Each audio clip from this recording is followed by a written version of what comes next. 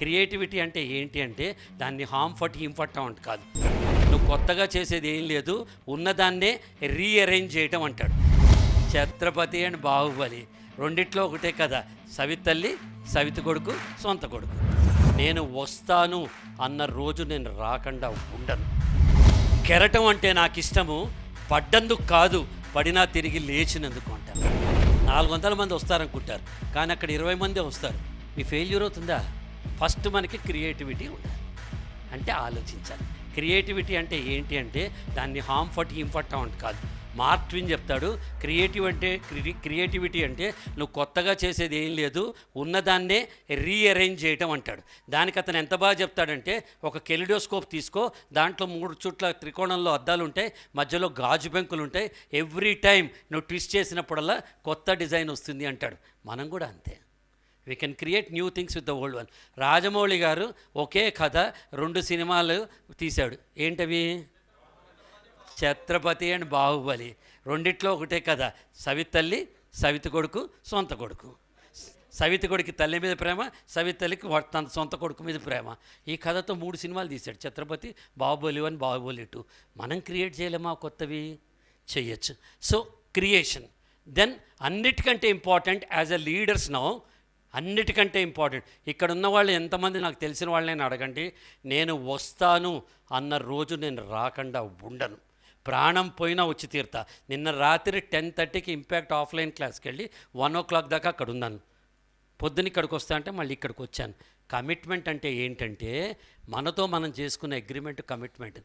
వస్తారా సార్ అని అడుగుతారు ఆర్గనైజర్. వస్తాను రాను అని నేను చెప్పచ్చు, కానీ వస్తాను అని చెప్పిన తర్వాత అది వాళ్ళ కమిట్మెంట్ అవ్వదు, మనకిచ్చిన మాట అవుతుంది, మనతో మనం చేసుకున్న ఒప్పందం అవుతుంది.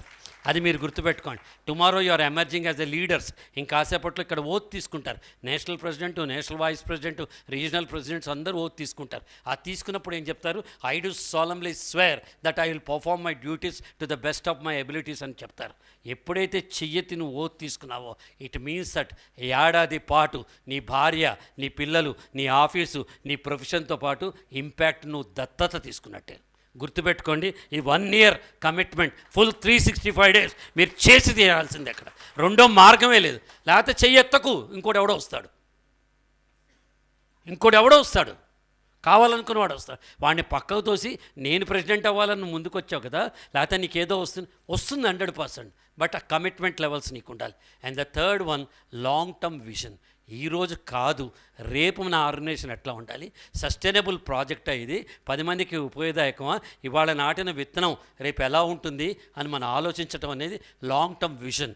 ఇవాటి గురించి ఆలోచించదు. నిన్నటి అనుభవంతో నేడు తీసుకున్న నిర్ణయం రేపటికి సాకారం అవ్వాలి. For tomorrow we should do. That is called long term vision. Then resilience అంటే, నాకు నారాయణ రెడ్డి గారిది ఒక కొటేషన్ ఉంటుంది, నాకు చాలా ఇష్టం. కెరటం అంటే నాకు ఇష్టము, పడ్డందుకు కాదు, పడినా తిరిగి లేచినందుకు అంటారన్నమాట. ఎంత ఎక్స్ట్రాడినరీ ఇది. ఫెయిల్యూర్ లేని వాడు ఎవడైనా ఉన్నాడా? మనం మీటింగ్ పెడతారు రేపు యాజ్ ఎ బిజినెస్, లేకపోతే యాజ్ ఎ పర్సన్, లేకపోతే యాజ్ ఎ ఇంపాక్ట్ లీడర్. 400 మంది వస్తారనుకుంటారు, కానీ అక్కడ 20 మందే వస్తారు. మీ ఫెయిల్యూర్ అవుతుందా? అవ్వదు కదా. విరాట్ కోహ్లీ ప్రతిసారి 100 కొట్టలేదు కదా, 0s కొట్టాడు కదా, 20s కొట్టాడు కదా, 40s కొట్టాడు కదా. ప్రపంచం 100s కౌంట్ చేయని, నేను అనుభవాన్ని కౌంట్ చేసుకుంటే జీవితంలో ఎదుగుతూ ఉంటా. ఆడిన ప్రతిసారి నాకు అనుభవం వస్తుంది కదా. పడ్డప్పుడు తిరిగి లేచి రావాలి. That is called resilience. నేను ఒక చిన్న ఎగ్జాంపుల్ చెప్తాను. సత్యం కంప్యూటర్స్లో నేను జనరల్ మేనేజర్ హెచ్ఆర్గా పనిచేస్తున్నప్పుడు ఒక ఇనిషియేటివ్ రోల్ చేశాను నేను. అంటే సత్యం రన్ అంటే జిమ్ఖానా గ్రౌండ్స్లో 10,000 మంది మా ఎంప్లాయీస్ అందరూ కలిసి అక్కడి నుంచి తిరిగి వెనక్కి మా ఆఫీస్ ఇక్కడ బేగంపేటలో వెళ్ళి మళ్ళీ జిమ్ఖానా గ్రౌండ్స్ వరకు రావాలి. 10,000 మందికి టీషర్ట్స్, 10,000 మందికి food, police commissioner, chief guest, permissions, అన్ని డీజేలు, పాటలు మొత్తం ఏర్పాటు చేసినాయి. ఇది ఎప్పుడు శనివారం పొద్దున. గురువారం సాయంత్రం నా టీం 32 మందితో నేను రివ్యూ చేస్తూ ఉంటే అప్పుడు చెప్పారు, సార్ 1,800 మంది ఇప్పటిదాకా రిజిస్టర్ చేసుకున్నారు సార్. గుండె ఒక్కసారి గొంతులోకి వచ్చింది నాకు. 10,000 మంది ఖర్చు పెట్టి 1,800 మంది అటెండ్ అయితే రేపు పొద్దున్న ఏమవుతుంది? యాజ్ ఎంప్లాయీ చాలా కష్టం అవుతుందని ఆలోచించి ఏం చేయాలంటే, ఒక ఐటీ కంపెనీలో ఏముంటారంటే ఒక బెంచ్ అంటారు. బెంచ్ అంటే ఎంప్లాయీస్ని తీసుకుంటారు, వాళ్ళకి అసైన్మెంట్స్ ఉండవు. ప్రాజెక్ట్ వచ్చినప్పుడు కావాలంటే మనుషులు దొరకరు కాబట్టి ప్రాజెక్ట్ ముందరే మనుషులు పెట్టుకుని ప్రాజెక్టులు వస్తే వాళ్ళకి ప్రాజెక్టులు అప్పచెప్తూ ఉంటారు. అలా 10,000 మంది ఉన్నారు ఒక డిపార్ట్మెంట్లో. నేను వెంటనే ఆయనకి రాత్రి 11:30-12కి మెయిల్ పెట్టా, సార్ రేపు శనివారం ఒక్కరోజు ఈ 10,000 మంది నాకు అప్పచెప్పండి. వాళ్ళు కంపెనీ ఎంప్లాయీసే వితౌట్ వర్క్, వాళ్ళు అలా ఉన్నారు బెంచ్ మీద, వాళ్ళందరికీ టీషర్ట్లు ఇస్తాం, ఫుడ్ పెడతాను, చూసుకుంటాను నేను, నాకు మాత్రం వాళ్ళని అప్పచెప్పండి అన్నాడు. నేను ఎప్పుడు రాశాను అనేది నైట్ 11:30-12 రాశాను. మార్నింగ్ 6 ఆ కన్సర్న్ రవీంద్ర పెనిమిసిట్ అని ఆయన నాకు మెయిల్ రిటర్న్ చేశాడు. ఏం రాశాడు తెలుసా? ప్రదీప్ గారు done, so and so person మీరు కాంటాక్ట్ చేయండి, అన్ని పనులు చేస్తారు, కానీ ఇది నేను మీరు అడిగారని చేయలేదు. ఎందుకు చేస్తున్నా అంటే రాత్రి 12కి మీరు కంపెనీ గురించి ఆలోచిస్తున్నారు కదా, ఆ కమిట్మెంట్కి నేను ఇప్పుడు ఓకే అన్నాను అని రాశారన్నమాట. ఇంపాక్ట్లో కూడా లీడర్షిప్ అంటే 24/7 లీడర్షిప్. మనం పడుకున్నా, లేచినా, ఆఫీస్ పని చేస్తున్నా, ఎక్కడ చేసినా ఇది ఎలా ఉంటుందని. That's what I mean by resilience.